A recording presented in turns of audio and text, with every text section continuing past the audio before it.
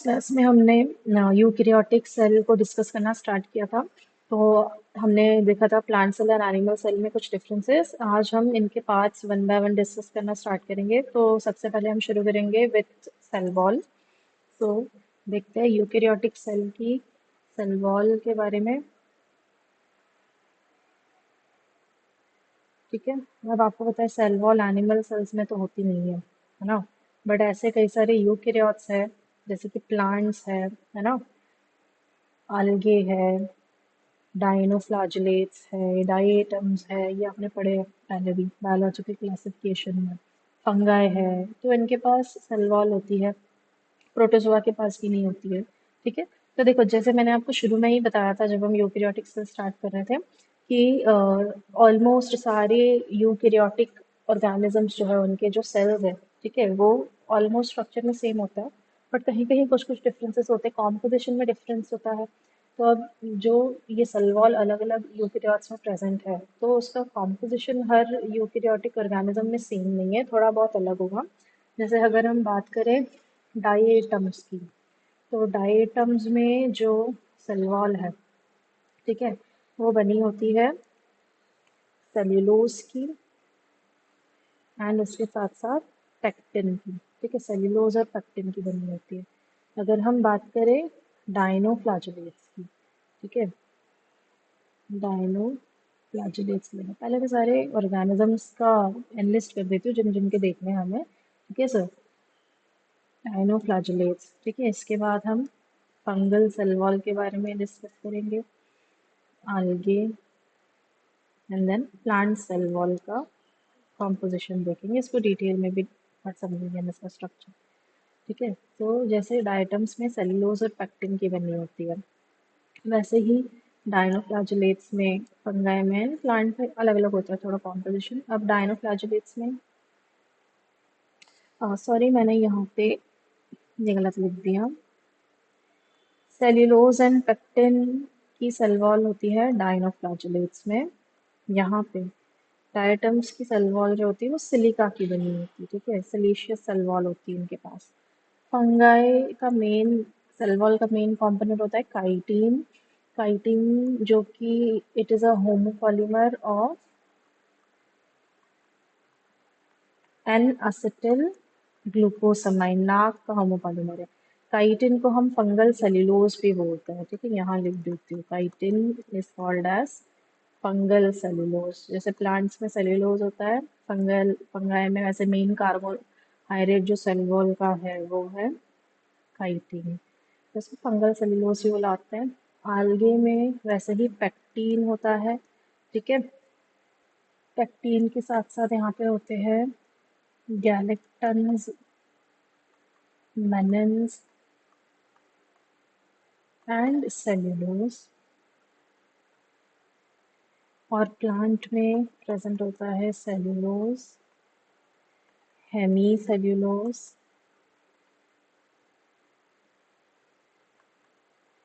Pectin and इसके साथ साथ कुछ प्रोटीन्स भी।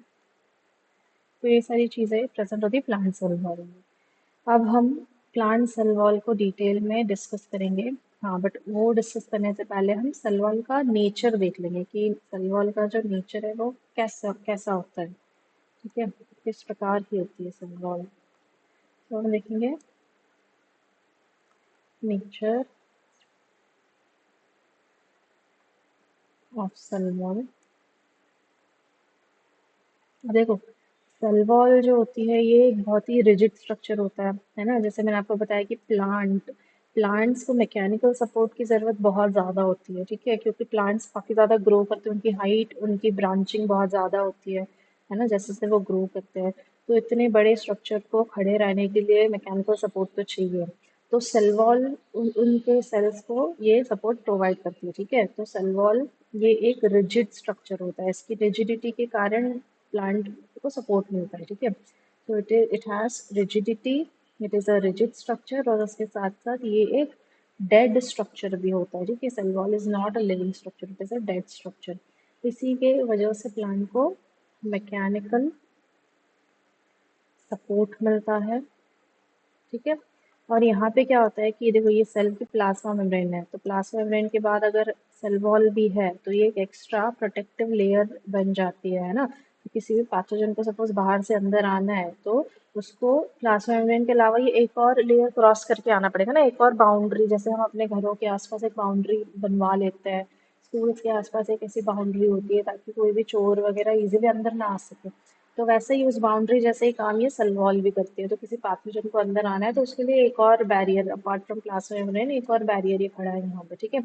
तो पैथोजन से भी प्रोटेक्ट करती है प्लांट को, है ना। तो इसके फंक्शंस क्या क्या है, ये मैकेनिकल सपोर्ट देती है प्लांट्स को, ठीक है। मैकेनिकल सपोर्ट, स्ट्रेंथ देती है, शेप देती है प्लांट सेल को, है ना, शेप देती है।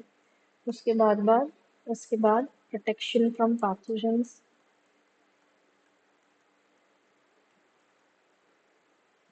पैथोजेंस से प्रोटेक्शन भी देती है, ठीक है। और सेल वॉल जो है ये परमिएबल स्ट्रक्चर, ठीक है, जैसे परमिएबल स्ट्रक्चर यहाँ मैं ऐड कर देती हूँ, ठीक है।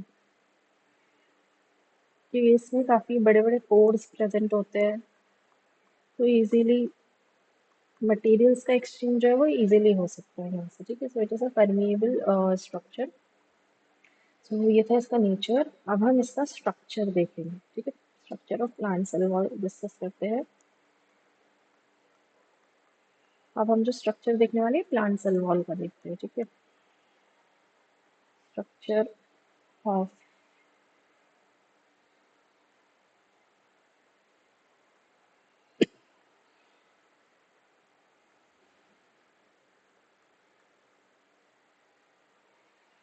Structure of plant cell wall.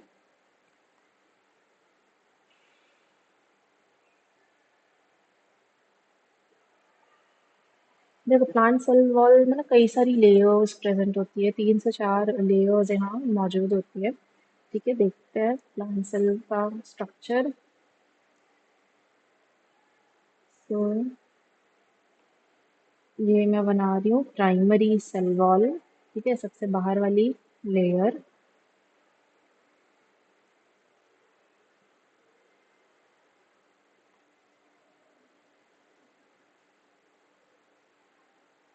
ये बन गई आपकी प्राइमरी सेल वॉल। अब यहाँ पे एक प्लांट सेल बना है, एक और बना लेते हैं हम, क्योंकि दो एडजेसेंट प्लांट सेल्स के बीच में भी कुछ प्रेजेंट होता है जिसके बारे में हमें पढ़ना है। तो यहाँ पे दो सेल्स बना लेंगे।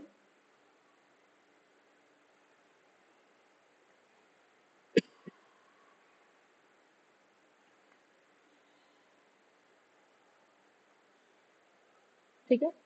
अब देखो ये जो सबसे बाहर वाली लेयर है ये है प्राइमरी सेल वॉल।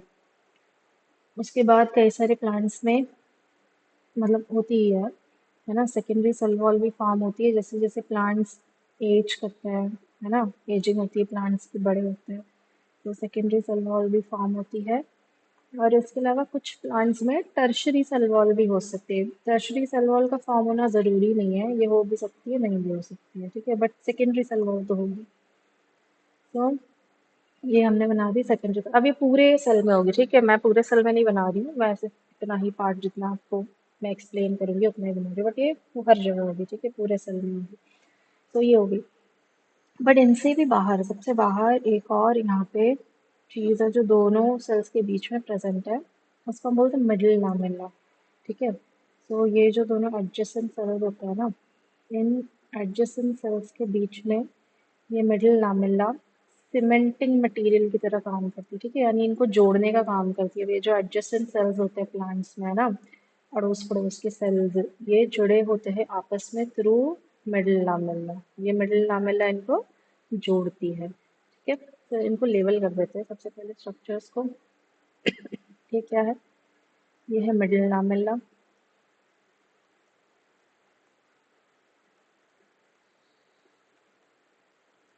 ठीक है। उसके बाद ये आ गई प्राइमरी सेल वॉल, ये जो है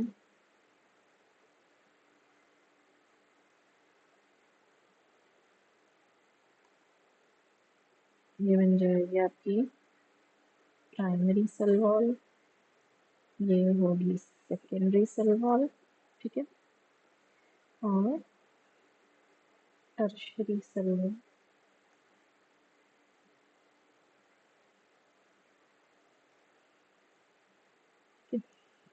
प्राइमरी सेल वॉल, ये होगी सेकेंडरी सेल वॉल, और ये होगी आपकी टर्शरी सेल वॉल। तो अब देखो, अब इनके बारे में थोड़ा और जानते हैं।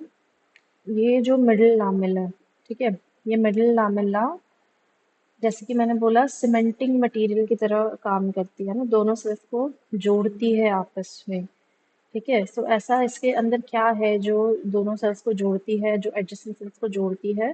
तो ये बनी होती है पेक्टेट से, कैल्शियम एंड मैग्नीशियम पेक्टेट से ये बनी है। तो ये जो मटेरियल है ना, ये सीमेंटिंग मटेरियल की तरह काम करता है, कैल्शियम एंड मैग्नीशियम पेक्टेट, ठीक है। तो जिसके करके दो सेल्स जुड़ते हैं, this acts as a cementing layer, ठीक है। इनके बारे में मैं आपको और अच्छे से बताती हूँ, और कई सारे पॉइंट्स हम लिखते भी जाएंगे। अब पेज ले लेते हैं नया, ठीक है।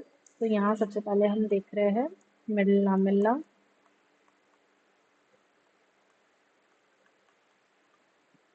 ठीक है। So this is the outermost layer. This acts as cementing material, और क्यों सीमेंटिंग मटेरियल की तरह काम करती है? क्या कॉम्पोजिशन क्या है इसका, क्या होता है, प्रेजेंट होता है इसमें? कैल्शियम एंड मैग्नीशियम पेक्टेट, जो कि हेल्प करता है दो एडजेसेंट सेल्स को जोड़ने में, ठीक है। और ये जो पेक्टेट है ना, इस पेक्टेट के कारण ही फ्रूट्स में रिजिडिटी भी आती है। देखिए फ्रूट्स जो होते हैं वो जब मैच्योर होते हैं तो मतलब रिजिड होते हैं, काफ़ी सख्त होते हैं। तो वो जो रिजिडिटी है ना, वो पेक्टेट के कारण होती है। उनके सेल वॉल में पेक्टेट है। So rigidity of fruits is because of pectate, ठीक है, पेक्टेट इन मिडिल लामेल्ला। उसके बाद ये जो लेयर है, ठीक है, this layer it is permeable, completely permeable,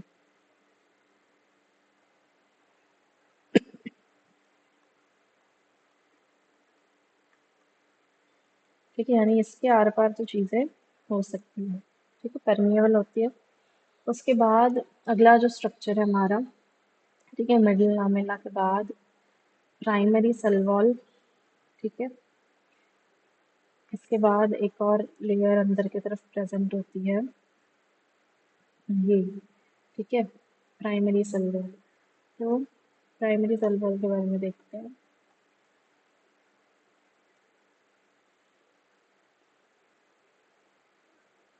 अब देखो, जो प्राइमरी सेल वॉल होती है ये फ्रेशली सिंथेसाइज होती है हमेशा, ठीक है। यानी इसके सिंथेसिस के लिए जो भी मटेरियल्स लगते हैं वो फ्रेशली ही तैयार होते हैं या प्रोवाइड होते हैं प्लांट सेल्स को, ठीक है। तो this is a freshly synthesized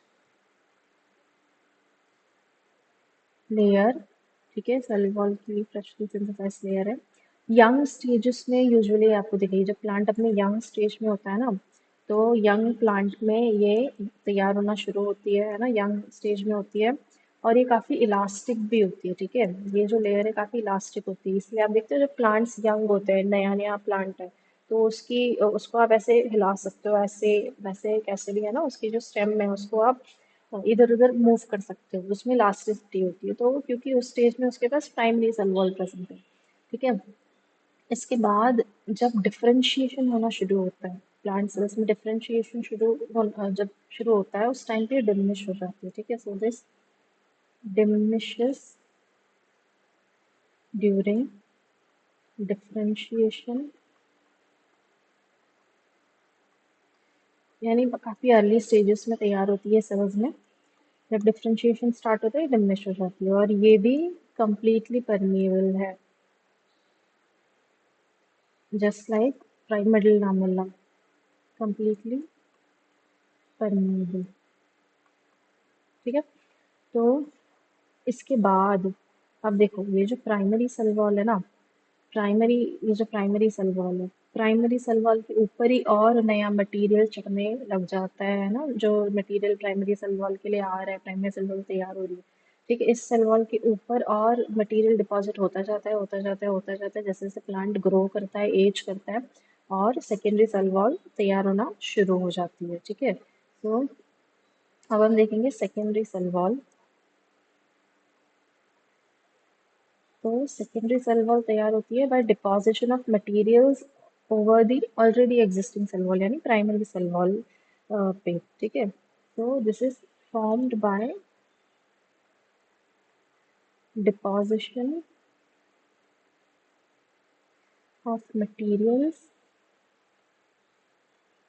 on primary cell wall।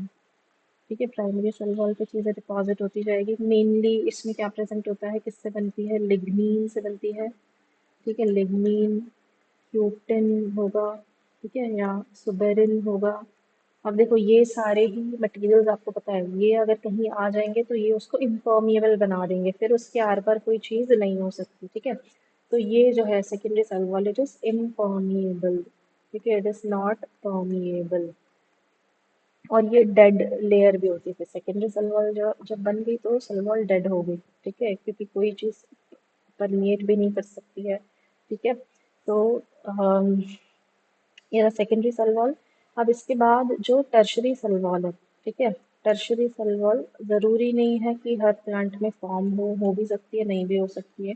ये भी बिल्कुल सेकेंडरी सेल वॉल की तरह ही होती है। सेकेंडरी सेल वॉल के ऊपर और मटेरियल्स का डिपॉजिशन होगा और ये तैयार होगी। ये भी लिग्नीन, क्यूटिन एंड सुबेरिन से बनती है। ठीक है, और ये भी इम्पर्मिएबल होती है, क्योंकि ये सारे मटेरियल्स जो इसको इम्पर्मिएबल बना देते हैं।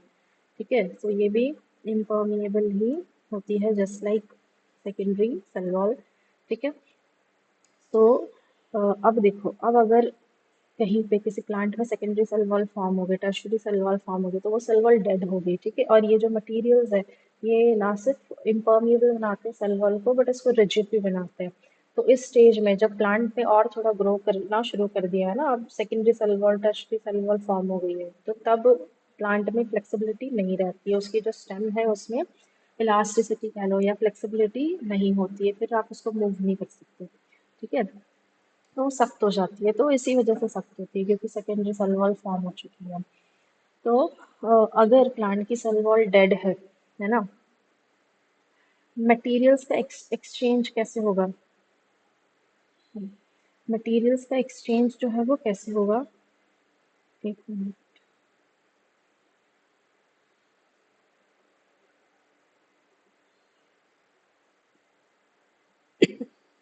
देखो, ये जो एडजेसेंट सेल्स है, इनके बीच में मटेरियल्स का कुछ एक्सचेंज तो होता होगा। तो अगर यहाँ पे सेल वॉल डेड है तो इनमें ऐसे पिट्स फॉर्म हुए रहते हैं। ठीक है, पिट्स होते हैं। तो इन पिट्स के थ्रू ये सेल वॉल जो है वो कनेक्ट, दो एडजेसेंट सेल्स जो है वो कनेक्ट करती है, यहाँ से इसके साइटोप्लाज्म से कोई चीज़ इधर जानी हो। ठीक है, क्योंकि सेल वॉल डेड है, सेल तो लिविंग है ना, तो इसी ये पिट्स हेल्प करती है इनको एक्सचेंज में। ठीक है, इसका मतलब पिट्स जो है, दीज आर डेड कनेक्शंस, या डेड सेल वॉल में के बीच में कनेक्शंस है। ठीक है, ताकि मटेरियल्स का एक्सचेंज हो सके बिटवीन द एडजेसेंट सेल्स, तो इसको हम बोलेंगे डेड कनेक्शन। तो फिर लिविंग कनेक्शन क्या है, जब सेल वॉल लिविंग है, यंग है ना, तो उसको हम क्या बोलेंगे। ठीक है, तो लाइव कनेक्शंस को हम बोलते हैं प्लास्मोडेस्मेटा।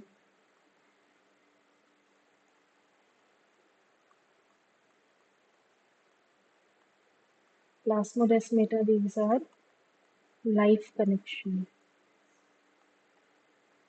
ठीक है, लाइफ कनेक्शन। और प्लाज्मोडेस्मेटा कैसे फॉर्म होती है ना, और इसके थ्रू फिर मटेरियल्स का एक्सचेंज कैसे होता है from in between the adjacent sales, वो अभी हम देखेंगे। तो बना लेते हैं यहाँ पे।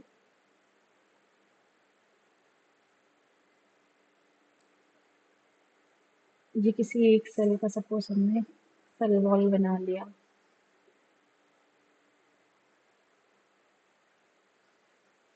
ये इतना पार्ट मैं आपको दिखा रही हूँ। ठीक है,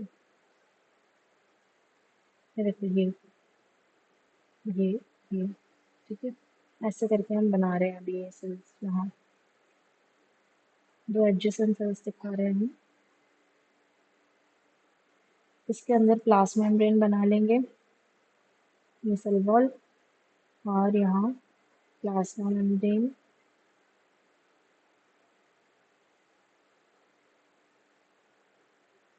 ठीक है। अब ये जो है ये है आपका सेल 1 और ये है आपका इस तरफ होगा आपका सेल 2। ठीक है। अब देखो ये यहाँ पे कहीं इस सेल का न्यूक्लियस होगा और न्यूक्लियस से निकलता है endoplasmic reticulum, rough endoplasmic reticulum आपको पता है, RER। ठीक है। तो इसका भी बना लेंगे इधर न्यूक्लियस और ये है इसका RER। ठीक है। अब देखो RER से ही ये एक स्ट्रक्चर बाहर निकलता है। ये जो RER का पार्ट है यहाँ पे है ना, RER से निकल रहा है ये इतना पार्ट, इसको हम बोलते हैं डेस्मोट्यूब्यूल। ठीक है। ये क्या है? डेस्मोट्यूब्यूल। और फिर ये डेस्मोट्यूब्यूल्स दोनों तरफ से आगे एक्सटेंड करते हैं। ठीक है। और एडजेसेंट सेल्स के अंदर चले जाते हैं और फिर दूसरे सेल से कनेक्ट करते हैं। अब ये जो चीज़ बनी है यहाँ पे है ना,